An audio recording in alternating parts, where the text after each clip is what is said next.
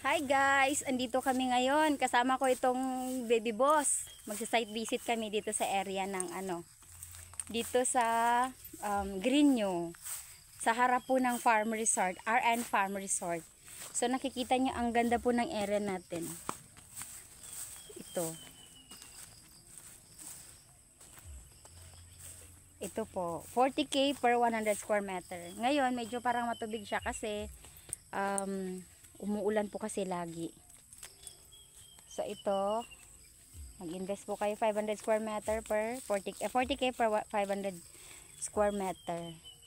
So mag-invest po kayo ngayon habang mura pa dahil pag maano na ito, magmahal ito. Pag ma-develop na ito ng talaga, mas magmamahal. Ito, no need tamakan, mataas to na area, upland po ito. Then ito po nasa Greenyo lang po ito. Pag dito ka po, ito yung daanan. Straight po ito doon papuntang VMC, then diretso po ng Petron. Ito naman po yung gagawing daanan padiretso, ito papunta na tong Buena Flor. Ito yung main road talaga na gagawin.